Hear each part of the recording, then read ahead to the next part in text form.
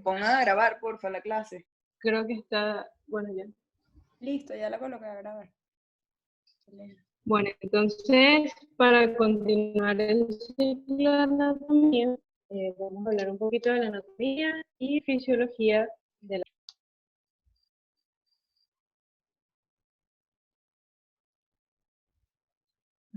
En primer lugar, vamos a hablar un poco sobre la película lagrimal, eh, puesto que desarrolla funciones muy importantes en cuanto a la córnea y la superficie lagrimal. Entonces, como principales 4 funciones es proporcionar una superficie óptica lisa en la interfaz aire-córnea, ya que es un elemento reflectivo principal que dirige los rayos de luz hacia la córnea. Otra función importante es que permite la difusión de oxígeno.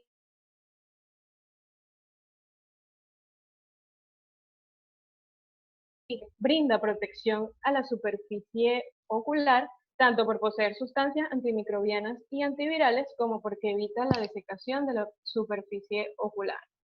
Entonces sabemos que la película lagrimal es vista como similar a un emparedado que tiene 3 capas. Entonces, en primer lugar, hablemos de la capa lipídica, la cual sabemos que es producida por la glándula de meibomio y está compuesta por fosfolípidos y ésteres de colesterol. Su función principal es retardar la evaporación a través de la disminución de la tensión superficial. Esta capa mide de 40 a 50 nanómetros y clínicamente su función puede ser valorada a través del tiempo de ruptura lagrimal. La disfunción de la glándula de meibomio, que comúnmente se asocia a la blefaritis, y esto es, la blefaritis es una de las enfermedades que encontramos muy comúnmente en nuestra consulta, se produce un ojo seco evaporativo. Si esta sería la causa de la disfunción si la disfunción de la glándula de meibomio sería la causa de esto. En segundo lugar, tenemos una capa mucoacuosa que tiene 2 fases, una fase acuosa y una fase mucosa, como su nombre lo indica. En cuanto a la fase acuosa, sabemos que es producida por la glándula lagrimal principal y las glándulas lagrimales accesorias contienen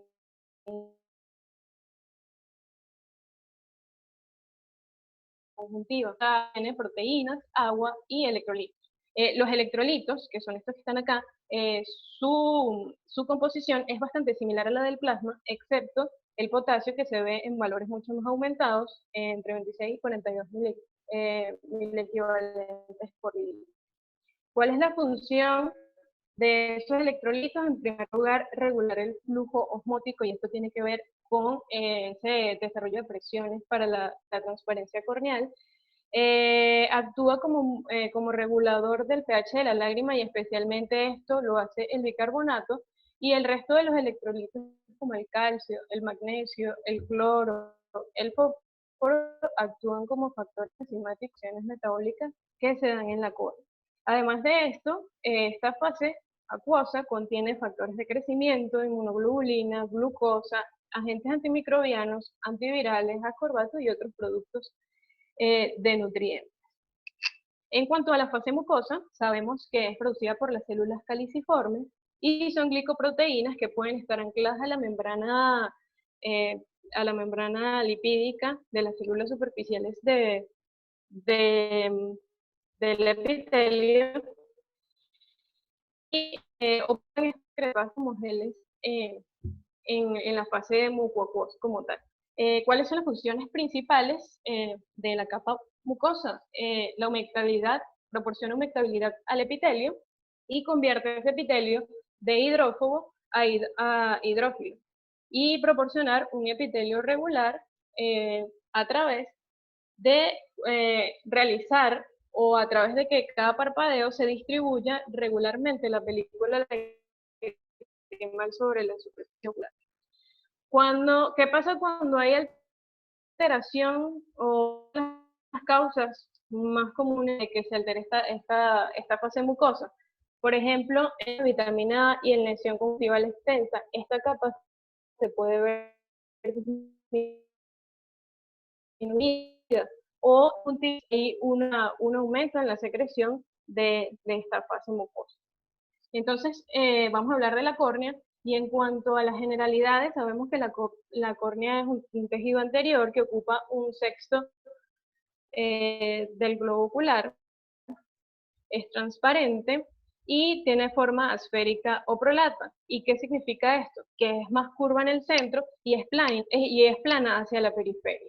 Tiene un diámetro que va entre 10.5 a 12.5 milímetros en el sentido horizontal y 9.5 a 11.5 milímetros en el sentido vertical. Tiene un espesor central de 530 micras a 560 micras, un espesor periférico un poco más grueso de 650 a 700 micras, un radio de curvatura anterior de 7.8 milímetros y uno posterior de 6.8 milímetros, y un poder refractivo en la superficie anterior de más de 48.8 dioptrías y en la superficie posterior de menos 5.8 dioptrías, dando un total de 43 dioptrías del poder refractivo de la córnea, y tiene un índice de refracción de 1.376. Sabemos que está compuesto 78% de agua, 15% de colágeno y 5% de otras proteínas. La córnea, pues como es sabido, es un tejido vascular, está rodeada por película lagrimal y por humor acuoso, y ellos proporcionan su nutrición y sus sustratos principales, que son la glucosa y el oxígeno, del cual obtienen es el principal material. En la periferia se obtiene la nutrición a través de la circulación linfática. En cuanto a las funciones, tenemos como principal óptica, y es que permite la transmisión de los rayos de luz y los focaliza en un punto en el fondo de ojo, como ya es conocido. Entonces, la córnea posee 2/3 del poder refractivo total y proporciona biodefensa porque protege las estructuras intraoculares ante traumatismo o ante infecciones. Entonces ahora vamos a ver la anatomía microscópica o la histología de la córnea, y sabemos que entonces estas son las capas: el epitelio, la membrana de Baumann, el estroma, una capa que ha sido descubierta recientemente que es la capa de Dua, la membrana de Descemet y el endotelio. En primer lugar, vamos a hablar sobre el epitelio, y el epitelio es un epitelio plano, estratificado, no queratinizado, con un espesor entre 40 y 50 micras, constituido por 5 a 6 capas de células, y constituye el 5 al 10% del espesor corneal. También es conocido que tiene melanocitos y células de Langerhans, pero esto hacia la periferia, hacia la zona linfática.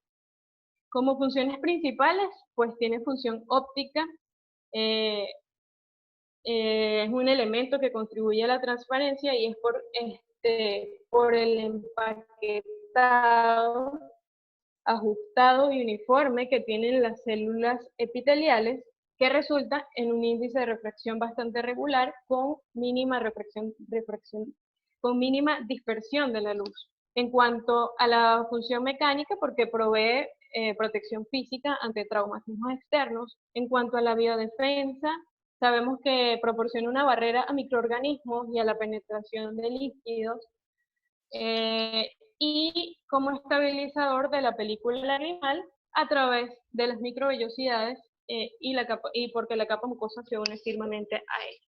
Entonces, hablamos de las microvellosidades y el glicocálix, que están compuestos de glicoproteínas, ya había hablado de ello,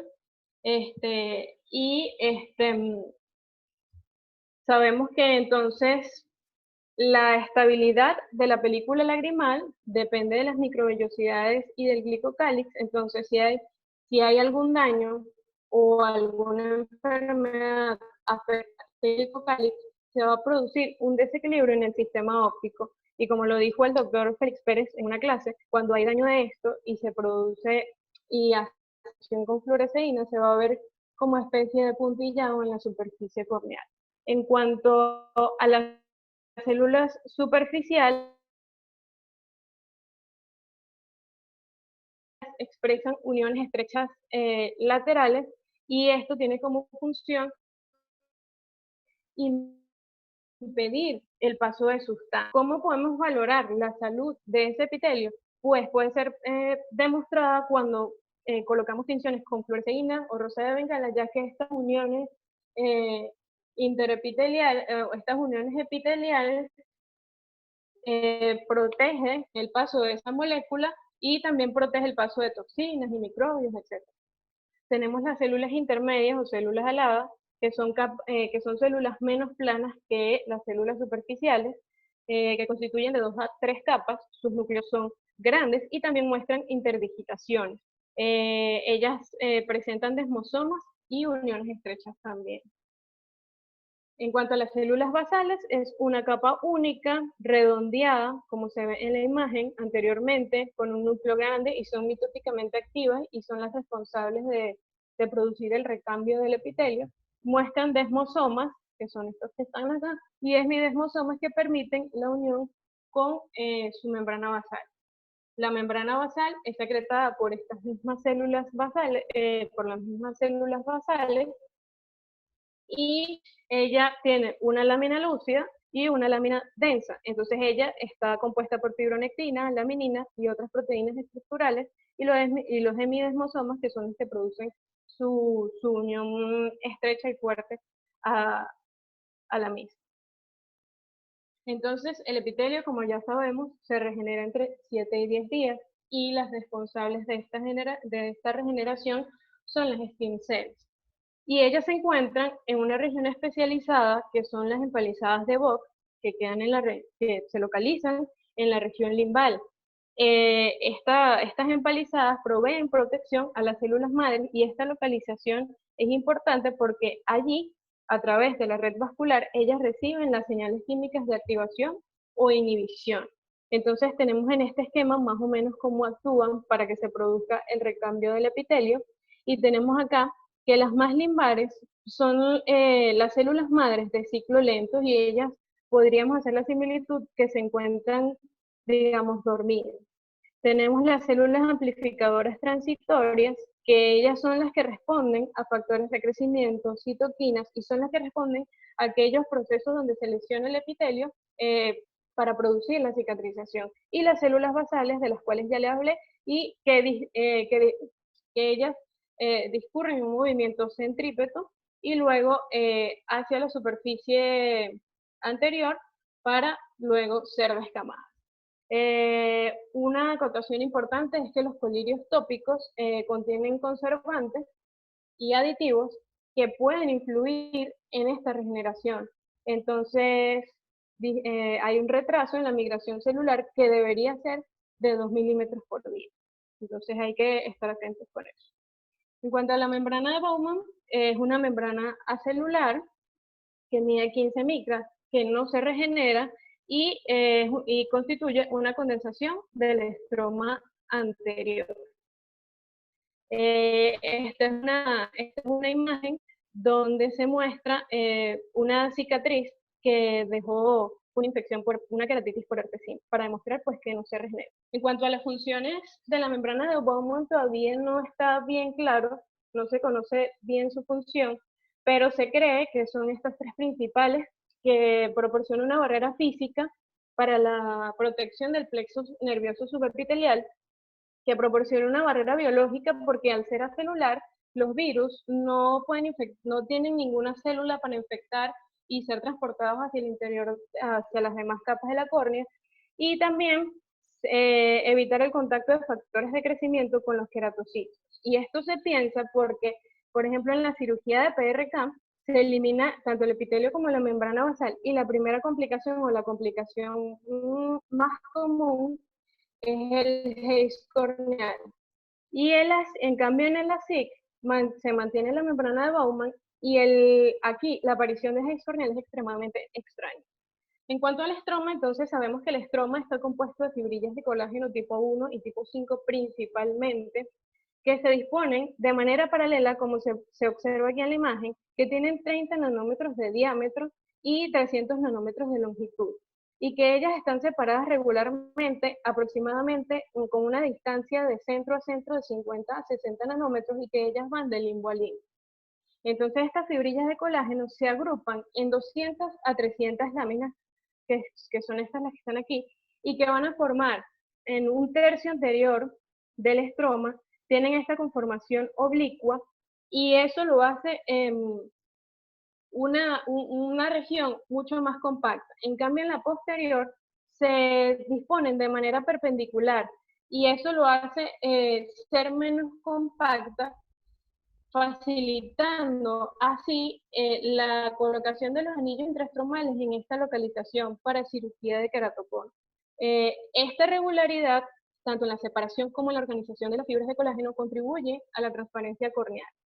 Además, en el estroma tenemos queratocitos, que son fibroblastos planos que presentan prolongaciones y se comunican entre sí, que son los encargados de producir colágeno y matriz extracelular, constituyen del 10 al 40% del volumen corneal, y estos disminuyen con la edad. Otro elemento que tenemos en el estroma es la matriz extracelular, que está compuesta por proteínas, glicoproteínas y proteoglicanos, y estos tienen un papel importante. Ellos son queratansulfato, dermatansulfato y condroitinsulfato. Estos están cargados negativamente y se encuentran entre cada fibrilla de colágeno. Tienen carga negativa, se repelen y regulan, como ya lo dije, el espacio entre cada fibra, y ellos determinan la presión de hinchado para la hidratación corneal, para que la hidratación corneal se mantenga en 78%, pero luego o posteriormente les voy a hablar más de eso. Esta organización que les acabo de hablar contribuye también a la transparencia corneal.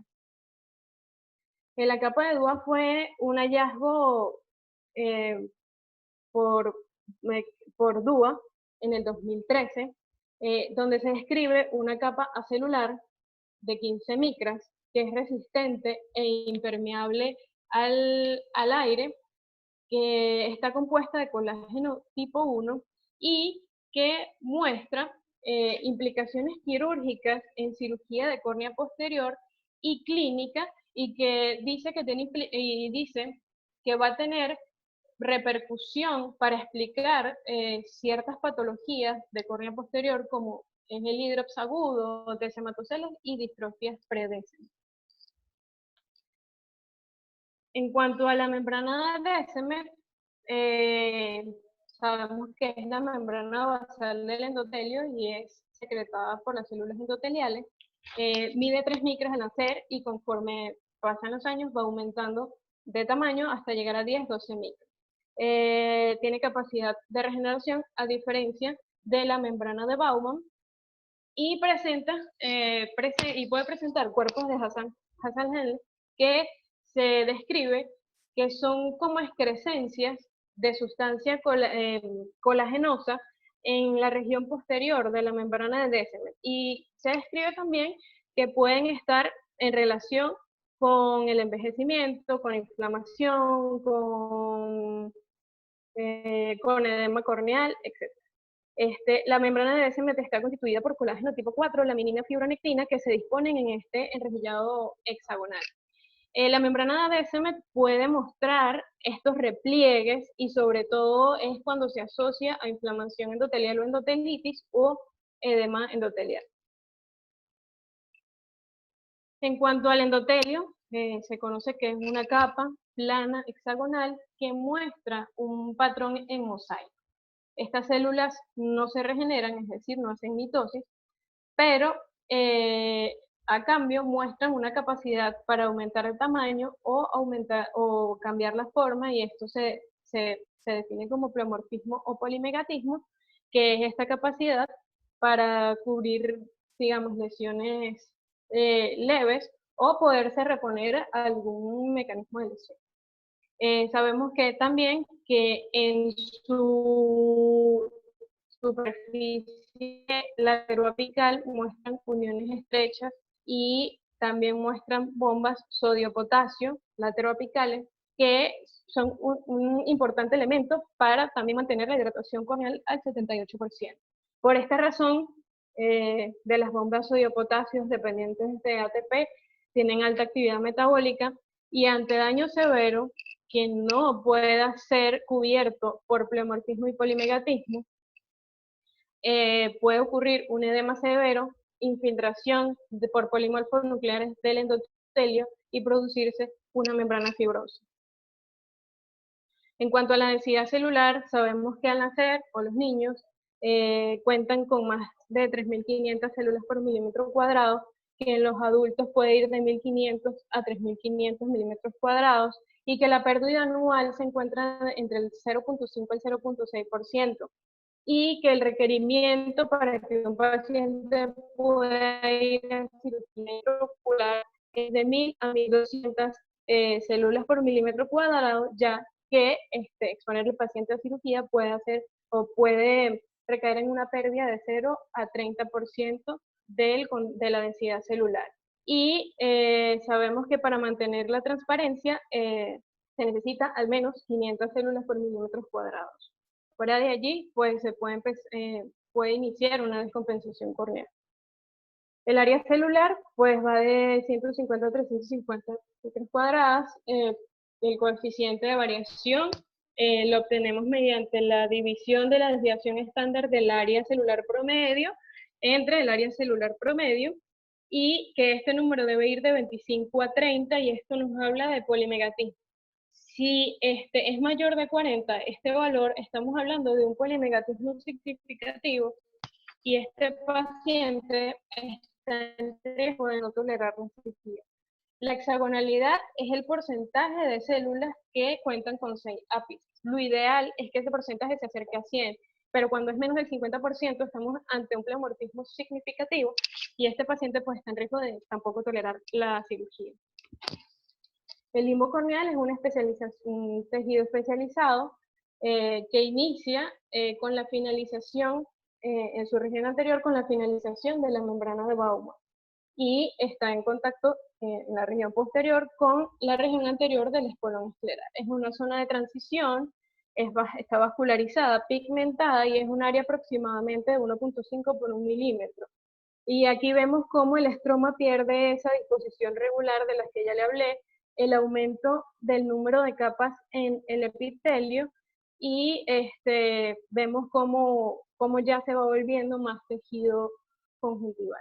Acá, pues, como les había comentado, las empalizadas, se encuentran las empalizadas de Bock, donde en la capa epitelial basal se encuentran las células madre, que son activadas ante el daño epitelial, y que se cree que ellas tienen que ver con la prevención de la vascularización y el mantenimiento de la vascularidad. ¿Y por qué se cree eso? Porque ante enfermedades o deficiencias de células madres, se ha visto que hay una inflamación corneal bastante marcada y neovascularización corneal, y que esa neovascularización y esa inflamación mejoran cuando se realiza un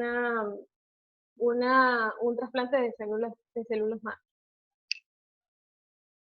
En cuanto a la inervación, pues viene dada por la rama oftálmica del trigémino, por los nervios ciliares anteriores. Ellos cuando penetran la córnea a 1 milímetro, pierden su mielina.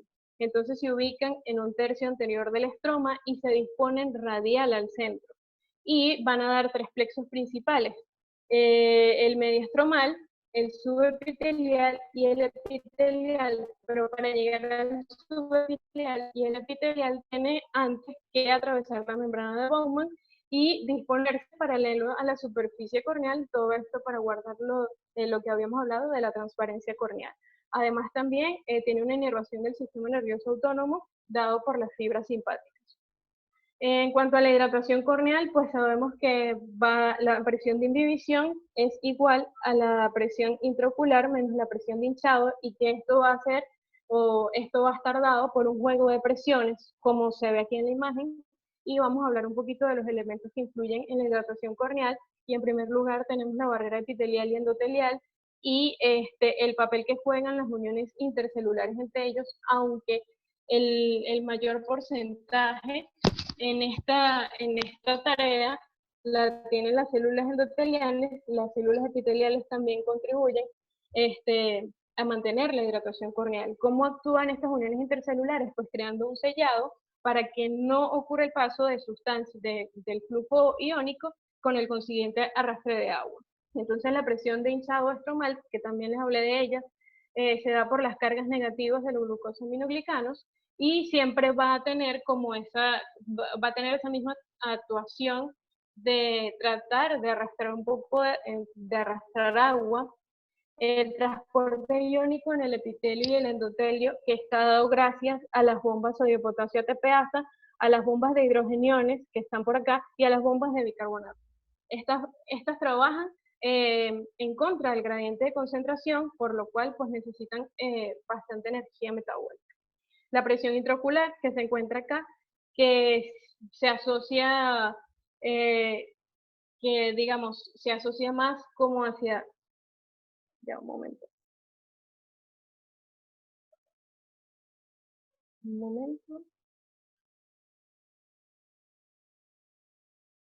Ajá. Que la presión intraocular, que en casos de estar aumentada, pues puede generar edema epitelial, y la evaporación de agua en superficie corneal, que genera hipertonicidad de la lágrima con el consecuente arrastre de agua. Entonces, así, la transparencia corneal depende de varios factores, entre los cuales están la ausencia de vasos sanguíneos y vasos linfáticos, la ausencia de la vaina de mielina, la hidratación que se mantenga al 78%, la estructura estromal como se las describí, y la disposición celular epitelial. En cuanto al metabolismo corneal, sabemos que uno de sus sustratos principales es el oxígeno y se obtiene principalmente o la mayor proporción a través de la película lagrimal, principalmente del aire y de los vasos palpebrales. Sabemos que hay una presión parcial de oxígeno en la lágrima de 150 milímetros de mercurio, que se ve disminuida hasta en 2/3 de su valor por el cierre de los párpados. Entonces esto produce un fenómeno que se conoce como edema nocturno por el aumento del lactato, o sea, la disminución de oxígeno. Ahí ocurre un acúmulo de lactato, produce la formación de halos y disminución a la sensibilidad al contraste. También se conoce que el oxígeno también puede ser tomado del humor acuoso, pero en una cantidad muchísimo menor, pues su presión parcial es de 30 a 40, y esta condición se sabe que aumenta en condiciones en las condiciones de afasia. En cuanto a los nutrientes, pues sabemos que es glucosa, aminoácidos, vitaminas, entre otros, y se obtiene, así, el 90% del humor acuoso y el 10% de los vasos limbares y las lágrimas. El sustrato principal de las células epiteliales, queratocitos y células endoteliales es la glucosa, y esta glucosa es metabolizada a través de la glucólisis, de la vía de las pentosas y del ciclo de Krebs. Siendo metabolizada, obtenemos productos como ATP, piruvato y lactato, pues que son necesarios para que se den todas las reacciones metabólicas necesarias.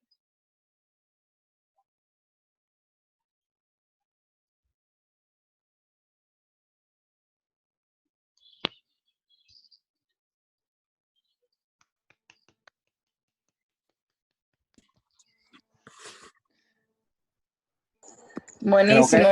El doctor Jorge se salió de la clase. Porque no hay por los problemas de luz. Caracas en muchas zonas. Así que... Muy buena. Pero me gustó full, Mari. Voy a ver. Sí, creo que Jorge, porque aquí en Santa Mónica ha habido varios bajones, pero no se ha ido, pero entiendo que hay varias zonas en las que sí se fue. Creo que Jorge, no sé en qué momento se tuvo que salir, pero de verdad Sí, súper completa. Muy buena la clase, de verdad, Mariana. De los puntos importantes, todos estos factores que ayudan a la transparencia corneal son muy importantes, entender bien cuáles son estos factores que hacen que la córnea se mantenga transparente. y las teorías de cómo es que se produce la epitelización y cuánto tiempo tarda, que eso también nos sirve para la clínica. Todos esos casos que manda Alexander de queratitis y de todas esas cosas, Okay. para saber cuál es la terapéutica, hay que estar claros bueno, realmente eso cuánto va a tardar en recuperarse, realmente qué tanto efecto tienen medicamentos como los esteroides, que a veces los satanizamos de más, Exacto. en quemaduras, en un montón de cosas. Uno lo ve, por ejemplo, que en las quemaduras, a pesar de que a lo mejor no haya sino 10% del epitelio, uno igual pone esteroides y uno podría verlo como contradictorio. Okay. Entonces, bueno, hay que estar bien pendiente de esas cosas, pero en general la clase estuvo súper completa. Rebeca andaba por ahí en algún momento, creo. No sé si ella quiere comentar algo también, o si se salió, pero creía haber visto a Rebequita por ahí. Esa es otra Rebeca, Doc. Esa es la Re1. Esa es otra Rebeca. Creo que Bueno, es la otra Rebeca. Es de la que de los chamos de Mérida. Sí.